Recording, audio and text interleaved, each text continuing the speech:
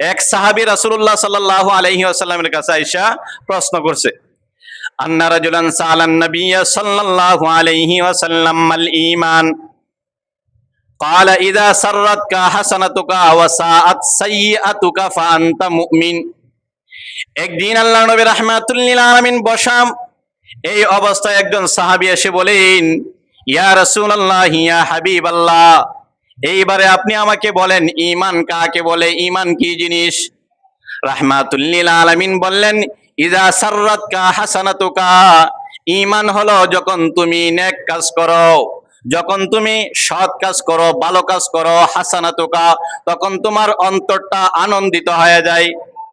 ওয়াসাআতকা সাইয়্যাতুকা, আর যখন কোনো খারাপ কাজের মধ্যে তুমি নিমজ্জিত হয়ে যাও, লিপ্ত হয়ে যাও, তখন তোমার অন্তর ভালো লাগে না। আল্লাহর হাবিব বলেন, ফা আনতা মুমিন, এমত অবস্থায় তুমি একজন মুমিন। হাদিসটা হলো রাসূলুল্লাহ সাল্লাল্লাহু আলাইহি ওয়াসাল্লামের কাছে এক সাহাবী এসে বলছে, মাল ঈমান, ঈমান কি? তখন রাসূলুল্লাহ সাল্লাল্লাহু আলাইহি ওয়াসাল্লাম বললেন, ইযা সাররাতকা হাসানাতুকা ওয়া সাআতকা সাইয়্যাতুকা, শোনো আমার সাহাবী, যখন তুমি নেক কাজ করো, যদি তোমার অন্তরটা আনন্দিত হয় যে আহারে নেকটা কাজ কইরা খুব ভালো লাগলো, আর যখন তুমি খারাপ কাজ করো, সেই সময়ে যদি তোমার অন্তরে খারাপ লাগে যে আহারে কেমনে আমি এত বড় খারাপ কাজটা করলাম, তাহলে তুমি এখনো মুমিন আছো, মুমিন আছো। আর এটার উল্টা কি? উল্টা হলো, যদি তুমি নেক কাজ করো, যদি তোমার আনন্দ না লাগে, স্বাভাবিক অবস্থায় থাকে, আর খারাপ কাজ করার পরে যদি তোমার অন্তরে খারাপ না লাগে, স্বাভাবিক লাগে, বরংস খারাপ কাজ করলে যদি আরো আনন্দ লাগে, তাহলে ফালা মুমিন, তুমি মুমিন আর নাই, মুমিন আর নাই। তাহলে চিন্তা করেন, আমরা যদি খারাপ কাজ করি আর ওই খারাপ কাজে যদি আমাদের মনে খারাপ না লাগে, আনন্দ লাগে, ভালো লাগে, তাহলে আমি কিন্তু মুমিন নাই। সম্মানিত হাজরিন, আমাদেরকে চিন্তার বিষয়, গুনাহ আমাদেরকে ছেড়ে দিতে হবে। এইবার আসেন, আমরা যদি গুনাহ করি তাহলে আমাদের কি কি ক্ষতি হতে পারে দুনিয়া আখিরাতে, সেই বিষয়টা আমরা আজকে সংক্ষেপে আলোচনা করব। এক নাম্বার হলো গুনাহের ক্ষতি সমূহের মধ্য থেকে এক নাম্বার ক্ষতি হলো, যদি কোনো ব্যক্তি গুনাহ করে তাহলে তার অন্তরের মধ্যে বিদ্বেষ সৃষ্টি হয়, বিদ্বেষ সৃষ্টি হয়, অন্তর হটকারিতা অন্তর হয়ে যায়। তো গুনাহের ক্ষতিসমূহের মধ্যে থেকে এক নাম্বার ক্ষতি হলো অন্তরে বিদ্বেষ সৃষ্টি হওয়া। এটাও রাসূলুল্লাহ সাল্লাল্লাহু আলাইহি ওয়াসাল্লামের এক হাদিস থেকে পাওয়া যায়। কালান নবী সাল্লাল্লাহু আলাইহি ওয়াসাল্লাম, ইন্না লিল হাসানাতি নূরান ফিল কলবি ওয়া জিয়াআন ফিল ওয়াজহি ওয়া কুওয়াতান ফিল আদানি। আল্লাহর নবী রাহমাতুল লিল আলামিন বললেন, এরে আমার উম্মতরা শোনো, এই দুনিয়ার জমিনের মধ্যে যদি তুমি নেক কাজ করো, তাহলে তোমার অন্তরটা নুরানি হয়ে যাবে, চেহারাটা নুরানিত হয়ে যাবে, চেহারাটা অন্তরটা আলোকিত হয়ে যাবে। ওয়াজিয়া আনফিল ওয়াজহি, এবং চেহারার মধ্যে তোমার একটা নূরে ঝলমল করবে যদি তুমি নেক কাজ করো। ওয়া কুওয়াতান ফিল বাদানি, আর যদি তুমি নেক কাজ করতে থাকো তাহলে তোমার অন্তরের মধ্যে, তোমার শরীরের মধ্যে আল্লাহ প্রদত্ত শক্তি সৃষ্টি হবে। আল্লাহর নবী রাহমাতুল লিল আলামিন বললেন, যদি তোমরা নেক কাজ করতে থাকো, যদি আল্লাহর বিধানগুলি মেনে মেনে মেনে যদি দুনিয়ার জমিনে তোমরা চলতে পারো, এক নাম্বার হলো তোমার অন্তরে আলোকিত হয়ে যাবে, দুই নাম্বার হলো জিয়া আনফিল ওয়াজহি, তোমার চেহারার মধ্যে নূর চমকাইতে থাকবে, তিন নাম্বার হলো কুওয়াতান ফিল বাদানি, তোমার শরীরের মধ্যে আল্লাহ প্রদত্ত শক্তি চলে আসবে। আর যদি আমার কোনো উম্মত খারাপ কাজের মধ্যে নিমজ্জিত হয়, ওয়া ইন্না লিস-সাইয়্যাতি সাওয়াদান ফিল ওয়াজহি ওয়া যুলমাতান ফিল কলবি ওয়া ওয়াহনান ফিল বাদানি ওয়া নুকসানান ফির রিজকি ওয়া বুগযান ফি কুলুবিল খালকি। আল্লাহর নবী রাহমাতুল লিল আলামিন জানায় দিলেন, এরে আমার উম্মতেরা শোনো, এই দুনিয়ার জমিনের মধ্যে যদি তোমরা আল্লাহর বিধানগুলি মেনে না চলো, যদি তোমরা শয়তানের দোকায় পড়ে খারাপ কাজের মধ্যে নিমজ্জিত হয়ে যাও, তাহলে সাওয়াদান ফিল ওয়াজহি, তোমার চেহারার মধ্যে কালো একটা ছাপ পড়ে যাবে, কালো একটা দাগ পড়ে যাবে। ওয়াজুলমান ফিল কলবি, অন্তরটা অন্ধকার হয়ে যাবে, অন্তরটা কালো হয়ে যাবে। ওয়াহনান ফিল বাদানি, শরীর থেকে তোমার শক্তি অটোমেটিক চলে যাবে। উন্নত মানের খাবার খাওয়ার পরেও দেখবেন শরীরের মধ্যে শক্তি পাওয়া যায় না। আল্লাহ নবী রাহমাতুল লিল আলামিন আরো বললেন, ওয়া নুকসানান ফির রিজকি, অন্যায় কাজ করলে, খারাপ কাজ করলে, গুনাহের কাজ করলে তোমার রিজিকের মধ্যে সংকীর্ণতা চলে আসবে। হাজার হাজার লক্ষ লক্ষ টাকা ইনকাম করার পরেও দেখবেন সংসার ভালোভাবে চলে না, সুন্দরভাবে চলে না, অভাব অনটন কোনোদিন আমার কাছ থেকে দূরে যায় না। আবার এমনও মানুষ দুনিয়ার জমিনের মধ্যে আছে যার ইনকাম হলো 10 থেকে 15,000 টাকা, কিন্তু কোনো চিন্তা নাই, কোনো ভয় নাই, সংসার নিয়ে, ফ্যামিলি নিয়ে সুন্দরভাবে চলে। আর অনেক মানুষ আছে ফ্রান্সে চলে গেল, ইটালিতে চলে গেল, সেখানে গিয়েও ঋণের কারণে, ফ্যামিলির কারণে আত্মহত্যা করে দুনিয়ার জমিন থেকে বিদায় নিয়ে চলে যায়। আবার আমার এই সমাজের মধ্যেও অনেক জায়গার মধ্যে এমন পাওয়া যায়, ফ্যামিলির অর্থ সংকটের কারণে, বিভিন্ন ঝামেলার কারণে তারা দুনিয়া থেকে আত্মহত্যা করে বিদায় নিয়ে চলে যায়। কয়েকদিন আগে, প্রায় 1 বছর আগে, ঢাকার রাজধানীর এক জায়গার মধ্যে ফ্যামিলি সংকটের কারণে, আর্থিক অবস্থা দুর্বল হওয়ার কারণে, টাকা পয়সা ইনকাম কম হওয়ার কারণে নিজেও আত্মহত্যা করলো, ছোট্ট একটা সন্তানকেও রশ্মির মধ্যে ঝুলাইয়া দিল, স্ত্রীকেও রশ্মির মধ্যে ঝুলাইয়া দিল। একটা পর্যায়ে সে নিজেও দুনিয়ার জমিন থেকে আত্মহত্যা করে বিদায় নিয়ে চলে গেল। আমার নবী আজ থেকে 1500 বছর আগে সমাধান দিয়া গেল, এরে আমার উম্মতেরা শোনো রে, এই দুনিয়ার জমিনের মধ্যে যদি তুমি লক্ষ লক্ষ টাকা ইনকাম করো, হাজার হাজার টাকা ইনকাম করো, তারপরেও মনে শান্তি আসবে না যদি তুমি গুনাহের কাজে লিপ্ত থাকো। আর যদি তুমি নেক কাজ করো, আর যদি আল্লাহর বিধানগুলি মেনে মেনে দুনিয়ার জমিনের মধ্যে চলো, তাহলে অল্প টাকাই আমি আল্লাহ তোমাকে শান্তি দিয়া দিব। পৃথিবীতে এরকম আছে না? 7 তলা 8 তলা বিল্ডিং এর মালিক, সাক্ষাৎ হলে বলে হুজুর শান্তি নাই, সন্তান কথা শুনে না, স্ত্রীর হাতে রান্না খাইতে পারে না, মডার্ন স্ত্রী, নিজের হাতে রান্না করে খাওয়াইতে হয়, সে অনলাইনে পার্সেল অর্ডার করে খাবার নিয়ে চলে আসে, খেয়ে ফেলে। আমি নিজের স্ত্রীর হাতে রান্না খাবার খাইতে পারি না, সন্তান দিকে আমার সামনে দিয়ে প্রাইভেট কারে করে চলে যায়। জিজ্ঞাসা করলাম, মা তুমি কোথায় যাও? বলে আপনাকে জবাবদিহিতা করার কোনো প্রশ্নই আমার আসে না। একজন ধনী ব্যক্তির কথা আপনাদেরকে বলতেছি, যার রাজধানীতে 7 তলা বিল্ডিং ছিল, ওই লোকটা বলতেছে যে আমার সামনে দিয়ে আমার সন্তান এমন পোশাক পরেছে, এমন শর্টকাট পোশাক পরেছে যে আমি আমার সন্তানের দিকে চাইতো আমার লজ্জা লাগে, এমত অবস্থায় সে প্রাইভেট কারে করে চলে যাচ্ছে। আমি প্রশ্ন করলাম, মা তুমি কোথায় যাও এই সময়ে? মা বলে আপনাকে জবাবদিহিতা করার তো কোনো প্রশ্নই আসে না, আমি আমার ইনকামে চলি, আমি আমার অনলাইনে বিজনেস করি, আমি আমার বিজনেসের টাকা দিয়ে চলি, আপনাকে জিজ্ঞাসা করার কোনো প্রশ্ন আসে না। ওই লোকটা বলতেছে, হুজুর আমি তাকায় দেখলাম আরো কিছুক্ষণ পরে এদিকে আমার স্ত্রী রেডি হয়ে চলে যাচ্ছে, কোথায় যাচ্ছ তুমি? বলে আপনাকে তো জবাবদিহিতা করার কোনো প্রশ্নই আসে না, আপনি ঘরে থাকেন, আমি আমার বন্ধু বান্ধবীদের সাথে আড্ডা দিয়ে আবার সময় মতো ঘরে আসবো। হুজুর এমন পরিস্থিতিতে আছি, টাকা পয়সার অভাব নাই, গাড়ি বাড়ির কোনো অভাব নাই, কিন্তু দুনিয়ার জমিনে আমি মনে এখনো কোনো শান্তি পাচ্ছি না। আবার আমার এই সমাজের মধ্যে রিক্সাওয়ালা আছে, যার দৈনিক ইনকাম 500 থেকে 700 1000 টাকা, ওই ব্যক্তি দেখবেন সংসার নিয়ে, ফ্যামিলি নিয়ে সুন্দরভাবে ভালোভাবে দুনিয়াতে জীবন যাপন করে চলে যাচ্ছে। আবার অনেক কোটিপতি শিল্পপতি আছে, রাত্রে ঘুম আসে না, ঔষধ খাইতে হয়, ঘুমের ওষুধ খাইতে হয়, 4টা 5টা খায়ও তারা ঘুম আসে না। আবার দেখবেন উন্নত মানের খাবার আছে, কিন্তু ডাক্তারের পক্ষ থেকে নিষেধ, তুমি খাবার খাইতে পারবা না, শরীরের মধ্যে ডায়াবেটিস চলে আসছে। তাহলে সম্পদ আছে, টাকা আছে, পয়সা আছে, কিন্তু খাবার পেটে দিতে পারে? এরকম নাই? খাবার পেটে দিতে পারে না, কিন্তু তার বিল্ডিং এর জায়গায় বিল্ডিং পড়ে আছে, এসির জায়গায় এসি পড়ে আছে, কিন্তু খাবার পেটে দিতে পারে না। ডাক্তারের পক্ষ থেকে নিষেধ, 3 বেলার মধ্যে 1 বেলা খাইবেন, তাও ভাত খাইতে পারবেন না, রুটি খাইবেন, তাও আবার একটা খাইবেন। অথচ একজন রিক্সাওয়ালা, একজন সাধারণ শ্রমিক, সে ভালো খাবার খাক আর যেটাই খাক, আলু ভর্তা খায়ও, রাত্রে যখন ঘুমায় তার আরামসে ঘুম হয়, সকালে আবার ঘুম থেকে সে উঠে যায়, ওষুধ খাওয়ার কোনো প্রশ্নই আসে না। আল্লাহ রসুল বলেন, ওয়াহনান ফিল বদনি ওয়া নুকসানান ফির রিজকি, এরে আমার উম্মতেরা শোনো, যদি তুমি গুনাহের কাজ করো, খারাপ কাজ করো, তাহলে আমি আল্লাহ তোমার রিজিকের মধ্যে সংকীর্ণতা দিয়া দিব। ওয়া বুগজান ফি কুলুবিল খালকি, আর তোমার অন্তরের মধ্যে আমি আল্লাহ সৃষ্টিকুলের জন্য বিদ্বেষ আমি আল্লাহ ঢুকাইয়া দিব। এই জন্য দেখবেন যারা গুনাহের কাজে নিমজ্জিত, তারা দেখবেন সমাজের কাউকে পছন্দ করে না, ভালো মানুষদেরকে পছন্দ করে না, মসজিদের ইমাম সাহেবকে দেখবেন পছন্দ করে না, মসজিদের মুয়াজ্জিনকে পছন্দ করে না, আলেম ওলামাদেরকে পছন্দ করে না। তার কারণটাই হলো ওয়াবুগজান ফি কুলুবিল খালকি, সে গুনাহ করার কারণে তার অন্তর কেটকিরি হয়ে গেছে, অন্তরটা একেবারে বদমিজাজি হয়ে গেছে। সৃষ্টিকুলের প্রতি আল্লাহ অটোমেটিক তার ভিতরে বিদ্বেষ ঢুকাইয়া দিছে। অবুগজান ওয়াবুগজান ফি কুলুবিল খালকি, যারা গুনার কাজ করে তারা দেখবেন ভালো মানুষ পছন্দ করে না। যে ব্যক্তি নামাজ পড়ে তারা দেখবেন সহ্য হয় না, কিসের নামাজ, তো নামাজ পড়ে কি হবে। তাহলে এটাই বলতেছিলাম, যদি গুনাহের কাজ করি তাহলে এক নাম্বার ক্ষতি কি, যে অন্তরে বিদ্বেষ সৃষ্টি হয়ে যায়।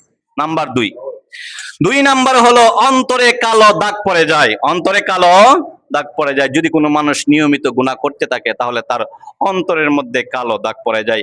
এটাও হাদিস শরীফের মধ্যে এসেছে। কালান নবী সাল্লাল্লাহু আলাইহি ওয়াসাল্লাম ইন্নাল মুমিনা ইযা ইযা আযনাবা নুকতাতান সাওদাআন ফি কলবিহি সুম্মা তাবা ফাইন তাবা নাযা। আল্লাহর নবী রাহমাতুল লিল আলামিন জানায় দিলেন, এরে আমার উম্মতরা শোনো, এই দুনিয়ার জমিনের মধ্যে যদি তুমি গুনাহের কাজে নিমজ্জিত থাকো, যদি গুনাহ করতেই থাকো, ইন্নাল মুমিনা ইযা আযনাবা নুকতাতান সাওদান ফি কলবিহি, আল্লাহর নবী রাহমাতুল লিল আলামিন সরওয়ারে দু আলম নবী বলেন, যেই ব্যক্তি গুনাহ করতে থাকে তার অন্তরের মধ্যে কালো একটা দাগ পড়ে যায়। এই দুনিয়ার উম্মতেরা শোনো, আজকে আমার শরীরের মধ্যে কালো দাগ পড়লে সাবান ইউজ করি সেটা ওঠানোর জন্য, বিভিন্ন মেডিসিন আমরা ইউজ করি সেই দাগকে ওঠানোর জন্য, কিন্তু অন্তরের মধ্যে গুনাহ করার কারণে কালো দাগ পড়ে যায়। সেটা দুনিয়ার সাবান দিয়া উঠবে না রে, এই দুনিয়ার মেডিসিন দিয়াও সেই দাগ ওঠানো যাবে না। আল্লাহর নবী রাহমাতুল লিল আলামিন বলেন, ওই দাগ যদি তোমরা উঠাইতে চাও তাহলে ফাইন তাবা নাযা, যদি গুনাহ করার পরে সঙ্গে সঙ্গে আসমানের মালিক মহান আল্লাহর কাছে তাওবা করে ফেলো, সঙ্গে সঙ্গে তোমার সেই দাগ উঠে যাবে। আল্লাহ রসুল বললেন, যদি গুনাহ করো তাহলে অন্তরে একটা দাগ পড়ে যায়, সেই দাগ দুনিয়ার কোন মেডিসিন দিয়ে তুমি উঠাইতে পারবা না। সেটা উঠাইতে হলে তোমাকে ফাইন তাবা নাযা, যদি তুমি তাওবা করে ফেলো সঙ্গে সঙ্গে সেই দাগটা তোমার অন্তর থেকে উঠে যাবে আর তোমার অন্তরটা ফ্রেশ হয়ে যাবে। উদাহরণ দিলে বুঝবেন, মনে করেন আপনি একটা মোবাইল কিনতে যাবেন, মোবাইলের স্ক্রিনের মধ্যে যদি একটা থাকে দাগ, সেটা আপনি আনবেন না, বলবেন সেটাতে সমস্যা। আল্লাহ বলেন, তোমার অন্তরটাও আমি আল্লাহ নিব না।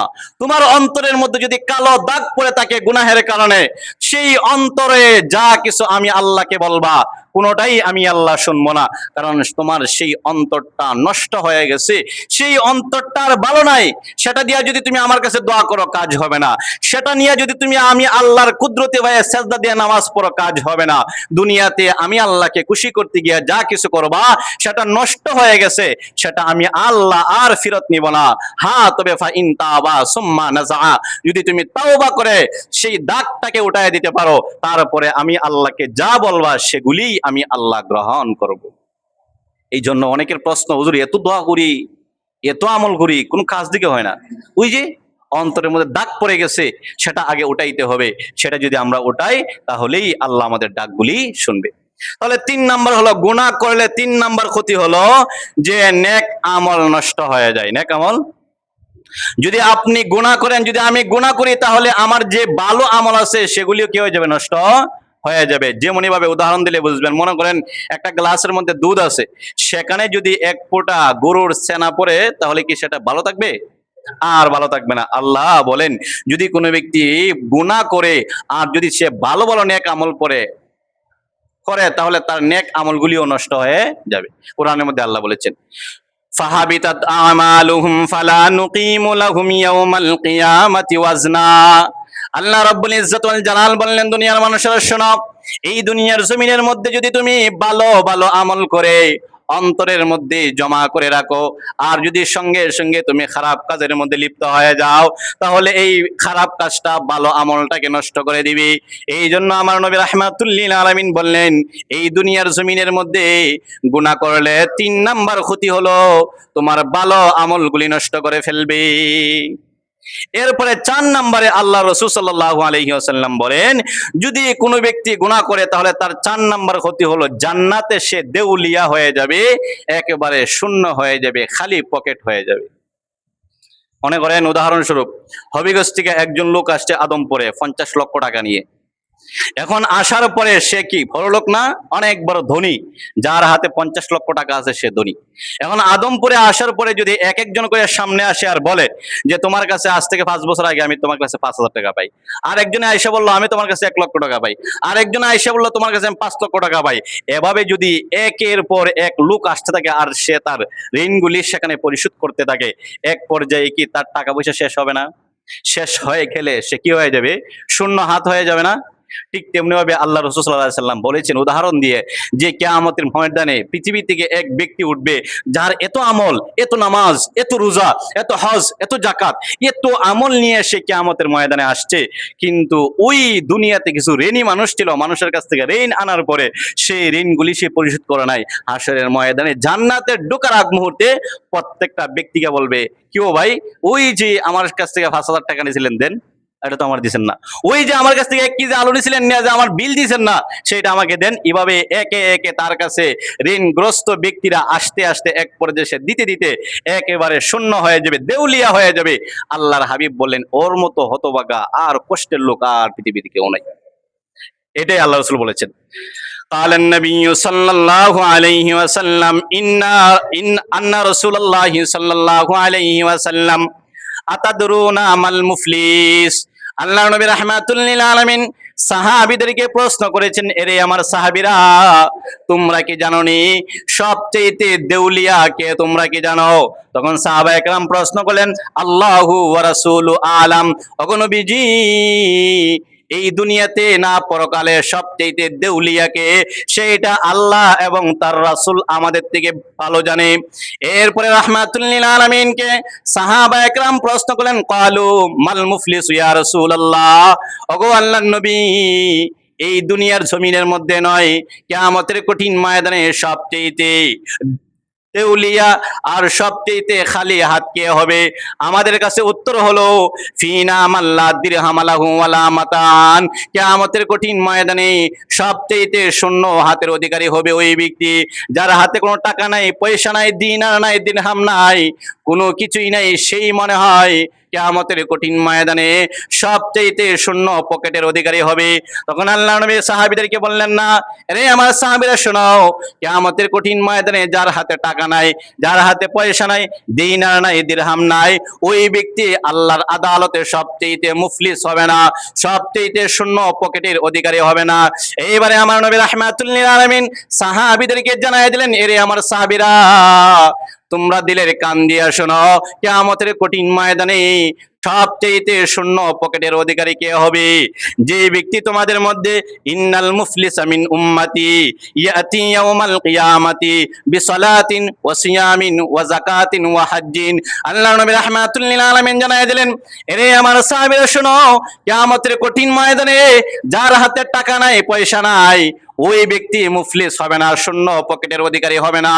আমার উম্মতের মধ্যে এমন একজন ব্যক্তি থাকবে রে, এমন কিছু ব্যক্তি থাকবে যারা দুনিয়ার জমিনের মধ্যে অসংখ্য অগণিত নামাজ আদায় করেছি, মসজিদ সে কোনোদিন চালায় নাই, মসজিদের এমন কোনো জায়গা নাই রে যে জায়গার মধ্যে আমার ওই বান্দা সেজদা করে নাই, সেজদা করতে করতে চেহারার মধ্যে কালো দাগ ফালাইয়া দিছি। আল্লাহর নবী আরো বললেন, ওয়াসিয়ামান, এবং আমার এমন উম্মত আছে গো, যে উম্মতেরা রোজা রাখতে রাখতে শত শত হাজার হাজার রোজা রেখেছি, ও যাকাতান, এবং সম্পদের যাকাতও প্রতি বছর আদায় করেছি, ও হাজ্জান, এবং আল্লাহর ঘর নবীজির ঘর গিয়া জিয়ারত করেছে।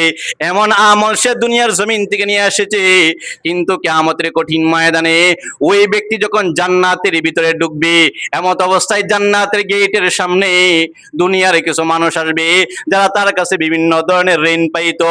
এইবারে আমার নবী রাহমাতুল লিল আলামিন জানায় দিলেন, রে আমার সাহাবীরা শোনো, ওই উম্মতের কাছে, আমার ওই ব্যক্তির কাছে যখন দুনিয়ার জমিনের মধ্যে বিভিন্ন মানুষের পাওনা তলব করার জন্য এখানে আসবে, কিন্তু টাকা নাই পয়সা নাই, ওই ব্যক্তি বলবে তুমি আমার কাছে টাকা পাইতা, কিন্তু আজকে তো আমার কাছে টাকা নাই, আমি তোমাকে কি দিব? ওই ব্যক্তি বলবে তাহলে তোমার আমল আমাকে দিয়ে দাও। এভাবে একে একে একে যখন সে তার আমলগুলি বিলীন করে দিবে, একটা পর্যায়ে সে শূন্য আমলের অধিকারী হয়ে যাবে, আর কোনো আমল তার বাকি নাই। এই মুহূর্তে আল্লাহর অর্ডার হয়ে যাবে যে তুমি জাহান্নামের ভিতরে চলে যাও। কিন্তু আফসোস আর পরিতাপের বিষয় হলো, যে ব্যক্তি জান্নাতের গেটের সামনে থেকে জান্নাতের ভিতরে নাজ ও নিয়ামত সে দেখলো, এমত অবস্থায় যদি সে জাহান্নামের ভিতরে চলে যায়, তাহলে ওই ব্যক্তির মতো কষ্টকর আর কেউ হতে পারে না। যে ব্যক্তি এত আমল করলো, সে জান্নাতের গেটের সামনে তাকায় দেখলো এত নিয়ামত, এই মুহূর্তে যদি সে আল্লাহর অর্ডারে জাহান্নামে চলে যায়, তাহলে আপনারাই বলুন তো তার চেয়ে বড় আর কষ্ট কিছু হতে পারে? তাহলে এটাই আল্লাহ রাসূল বলেছেন, তুমি যদি দুনিয়াতে গুনাহ করো, তাহলে তুমি কিয়ামতের কঠিন ময়দানে দেউলিয়া হয়ে যাবা। তোমার যা আমল আছে সেই আমলগুলি বিলীন করে করে একেবারে শূন্য পকেটে তোমাকে জাহান্নামের ভিতরে চলে যেতে হবে। নাম্বার 5 আর একটা বলবার পরিশেষ, 5 নাম্বার হলো গুনাহ করলে রিজিক কমে যায়, রিজিকের সংকীর্ণতা আসে, খাবার দাবারে, টাকা পয়সায়, ব্যবসা বাণিজ্য সব কিছুর মধ্যে বরকত কমে যায়। এটাও হাদিস শরীফের মধ্যে এসেছে।